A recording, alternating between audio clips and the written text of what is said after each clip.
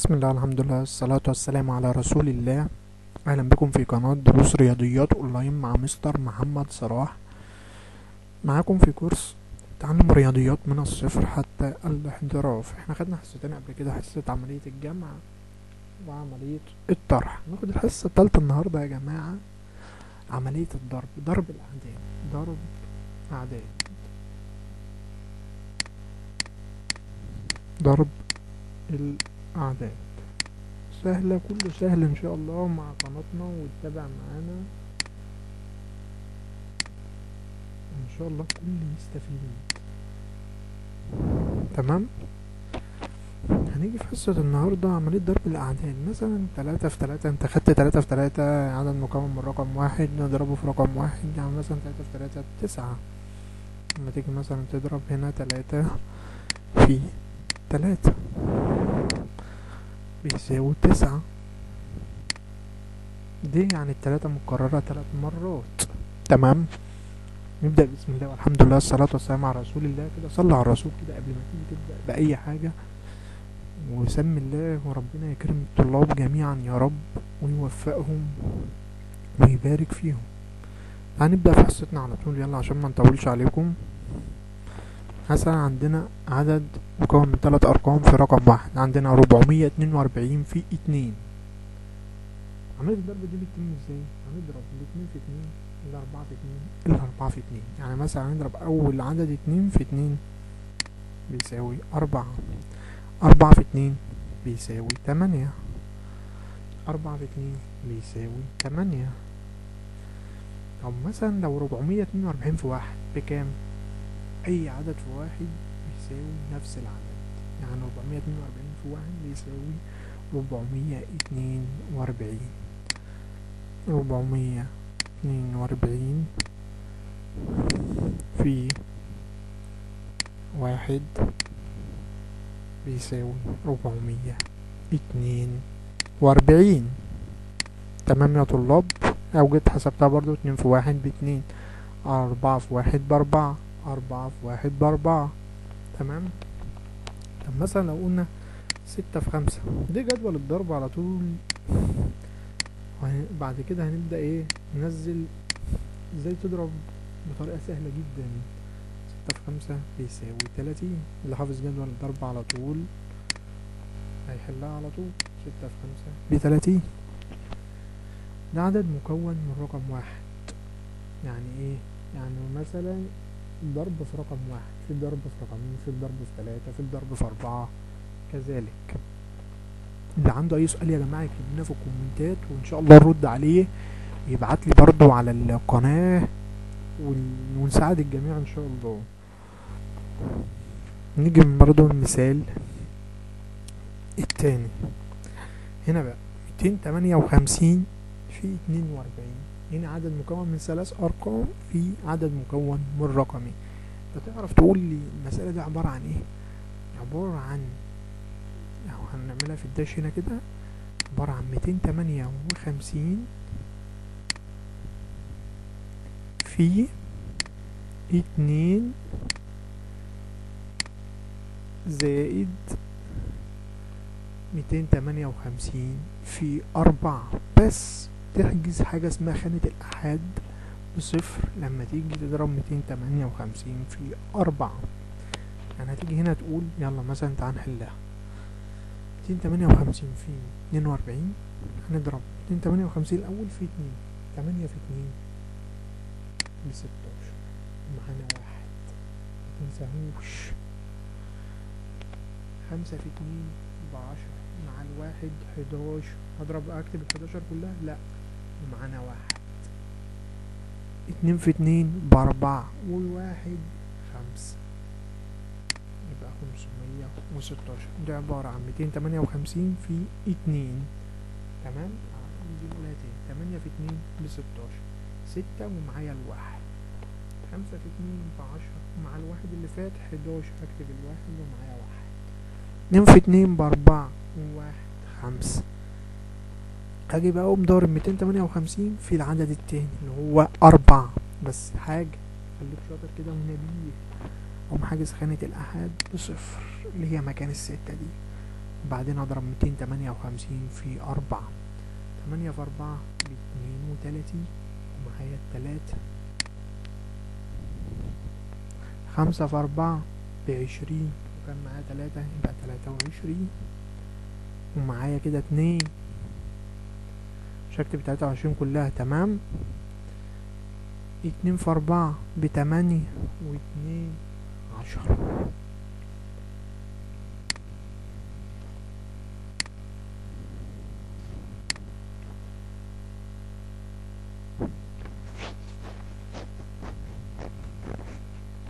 نجمع بقى عملية الجمع عادي سهلة جدا.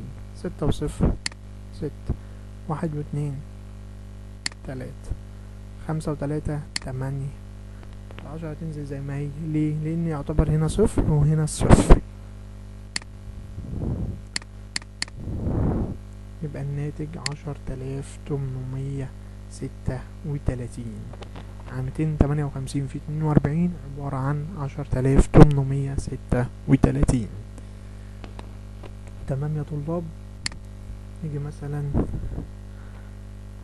نديكم مثال بسيط بس عشان اوضح لكم. يعني مثلا 25 في 4 دي بمجرد النظر ب100، بس انا هقول لك بس عشان تعرف تحسب ازاي. ما اجي هضرب 5 في 4 ب20 ومعايا هحط الصفر ومعايا الاتنين، تمام. 2 في 4 ب8 و2 10 كده هيبقى عبارة عن 100. انت فهمتني؟ طب برضو ممكن تحسبها ازاي؟ تعال 25 في 4 اضرب الاربعة عبارة عن 5 في 4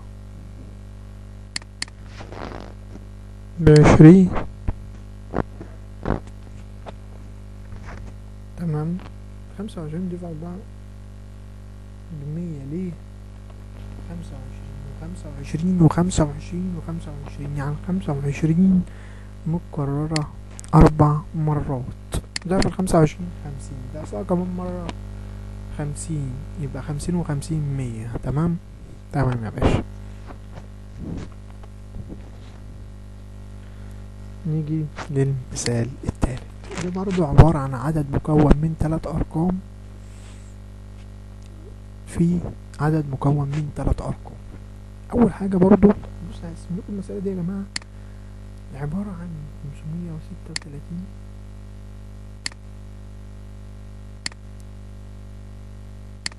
معذرة 536 في 1.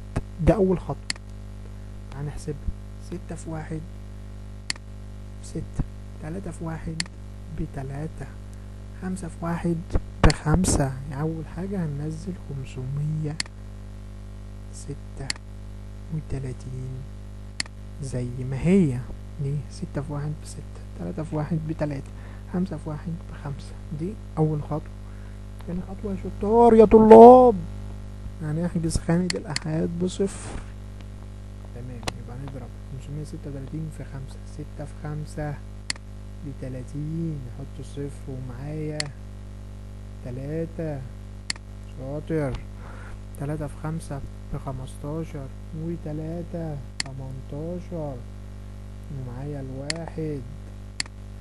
5 في 5 ب25 ومعايا الواحد 26. تمام. خانة المئات بقى اللي جاي الشطار. 536 في 1. هحجز صفر وصفر. دي حجزت في خانة العشرات أحد بصفر، هتحجز في خانة المئات بقى أحد والعشرات بصفر. يبقى هنا هضرب 536 في 1 بيساوي 536. اجمع يا طالب يا مجتهد. 6 وصفر 6، 3 وصفر 3، 5 و8 13 و6 19 9 ومعايا الواحد 1 و6 7 و3 10 ومعايا الواحد 1 و2 3 و5 8.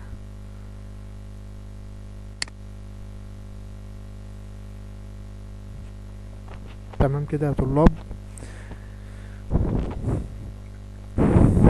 كده عبارة عن 536 في 151. دي عبارة عن ايه يا طلاب؟ 536 في 1 زائد هحجز خانة الأحد بصفر، يبقى الخطوة التانية 536 في 5 ب2680. تالت خطوة يا طلاب هحجز الآحاد والعشرات صفر وصفر، هحجز مكان الآحاد بصفر ومكان العشرات بصفر، ويبقى الخطوة التالتة عبارة عن 536 في 1 536، وأبدأ أجمع وهيطلع الناتج معايا. طب ما في طالب يمكن يقول لي يا مستر لو جاتلي 440 في 2 في 21 مثلا،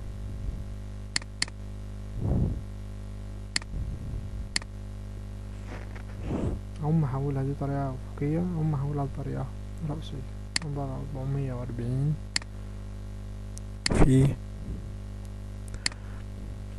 21. تمام، وابدأ اتعامل عادي اكنها عملية ضرب ونحل زي ما احنا حلينا. اديكوا تريكاه برضو كده،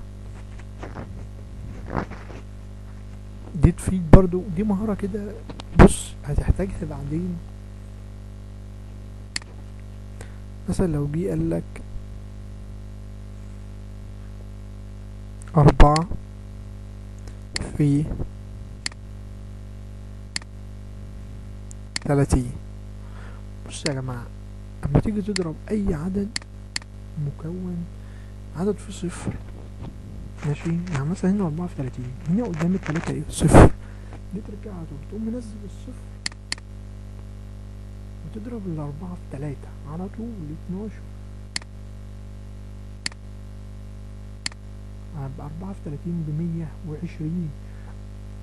طب مثلا 4 في 300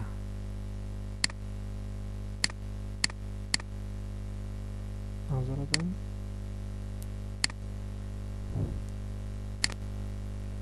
4 في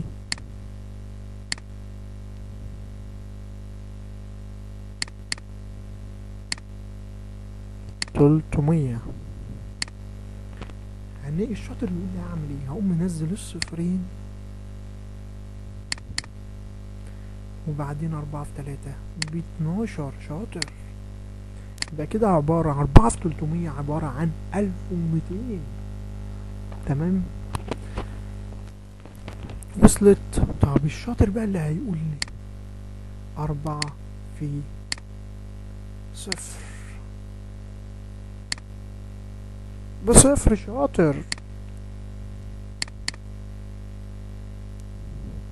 بص يا جماعة، عايز اقول لكم على معلومة كده وملحوظة، اي عدد في صفر بصفر. تمام كده، ونكون كده انتهينا من حلقة النهاردة يا جماعة.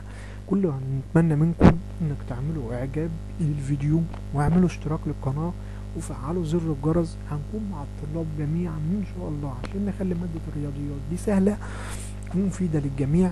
الاباء والامهات يتابعوا مع ابنائهم ونمي مهارتك مع طفلك، علمه، اديله مثال، نمي مهارته وخليك معاه، ما تستعجلش عليه. وان شاء الله ان شاء الله ربنا يكتب التوفيق للجميع وتشوفوا كلكم ابنائكم حاجة عالية كده يا رب العالمين. كل اللي هتعملوه يا جماعة معذرة يعني تعمل لنا اشتراك للقناة. هنيجي مثلا ندخل على اليوتيوب، قناة تظهر كده. تمام، يبقى دروس رياضيات اونلاين، هيظهر لك هنا علامة اشتراك، هتضغط عليها وبعدين تفعل زر الجرس.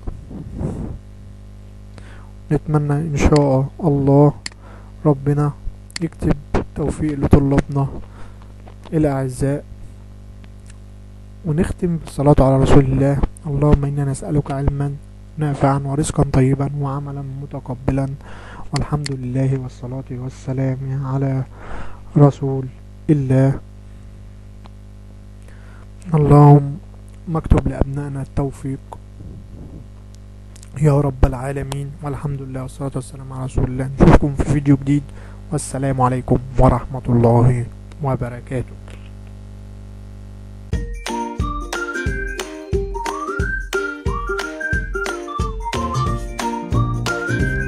السلام عليكم.